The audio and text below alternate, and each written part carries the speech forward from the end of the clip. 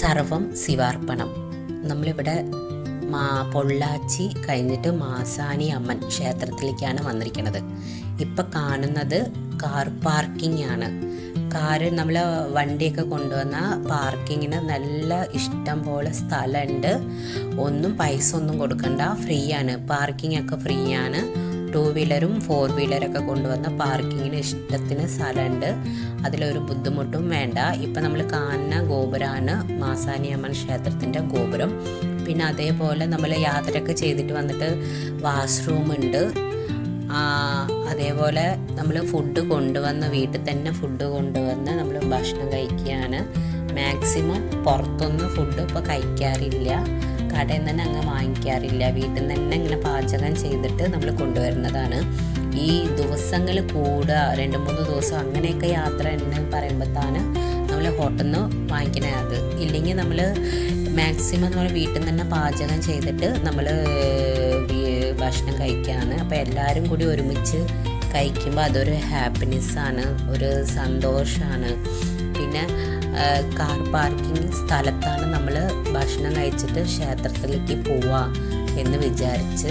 അപ്പോൾ അതേപോലെ ഞങ്ങൾ നല്ല വന്നപ്പോൾ തന്നെ ഒരു 2:30 ആയി, ഉച്ച സമയമായിരുന്നു. അപ്പോൾ ഭക്ഷണമൊക്കെ ഞങ്ങൾ കഴിച്ചിട്ടാണ് ക്ഷേത്രത്തിലേക്ക് പോണത്. തമിഴ്നാട്ടിലത്തെ ക്ഷേത്രം പറയുമ്പോൾ അവിടെ നട അടയ്ക്കാറില്ല, ഏത് സമയം നട തുറന്നിരിക്കുന്നതാണ്. പിന്നെ ഒന്നാമത്തെ ടൂറിസമാണ് ക്ഷേത്രം, അതുകൊണ്ട് അടയ്ക്കാറില്ല. നമ്മുടെ കേരളത്തിൽ പറയുമ്പോൾ ഈ 12 മണിയൊന്നും തുറക്കാറില്ല, എന്നാൽ ഇവിടെയും പറയുമ്പോൾ 12 മണി അടയ്ക്കാറും കൂടി ഇല്ല. അപ്പം അതുകൊണ്ട് ഉച്ച സമയത്ത് വന്നാൽ തിരക്കുണ്ടാവില്ല എന്ന് പറഞ്ഞിട്ടാണ് അങ്ങനെ ഉച്ച സമയത്ത് നമ്മൾ വന്നത്.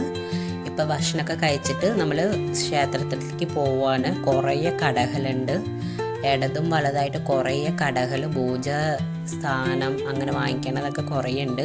ഇതാണ് നമ്മളെ എൻട്രി, അത് അമ്പലത്തിലേക്ക് കടക്കാനുള്ള എൻട്രിയാണിത്. ഓപ്പോസിറ്റ് തന്നെ ഗണപതിയുടെ ക്ഷേത്രമുണ്ട്. അവിടെ നമ്മൾ നല്ലോണം തോൽത്തിട്ടാണ് നമ്മൾ ഉള്ളിലേക്ക് പോണത്. ഇതാണ് മാസാനി അമ്മൻ ക്ഷേത്രം. ഇവിടെ കാണിക്കുന്നതാണ് എൻട്രി. ഭയങ്കര ശക്തിയുള്ള ക്ഷേത്രമാണ്.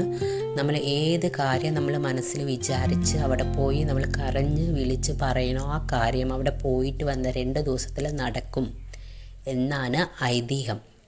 അതുകൊണ്ടാണ് ആ ക്ഷേത്രം അറിഞ്ഞ ആൾക്കാർ അറിയാത്ത ആൾക്കാർ ഇങ്ങനെ പറഞ്ഞ് അവിടെ ആ ക്ഷേത്രത്തിലേക്ക് വരുന്നത്. ഈ ക്ഷേത്രത്തിൻ്റെ പൂർവികം പണ്ട് ഇങ്ങനെ അല്ലായിരുന്നു, ചെറിയൊരു അമ്പലമായിരുന്നു.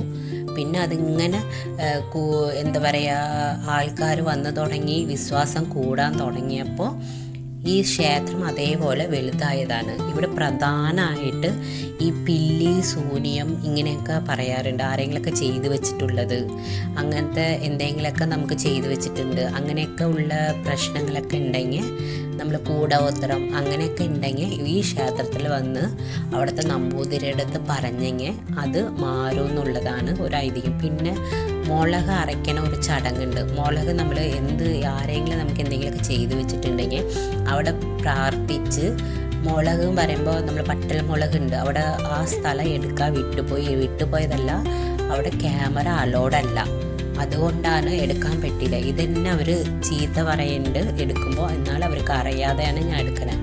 ഈ ക്ഷേത്രത്തിലേക്ക് വന്നാൽ തന്നെ നിങ്ങൾക്ക് മനസ്സിലാവുള്ളൂ എന്താ സംഭവം എന്ന്. അപ്പോൾ ഇതാണ് മാസാനി അമ്മൻ പറയുന്ന മൂലസ്ഥാനം. ഇവിടെയാണ് ആ ഭഗവതി ഉള്ളത്.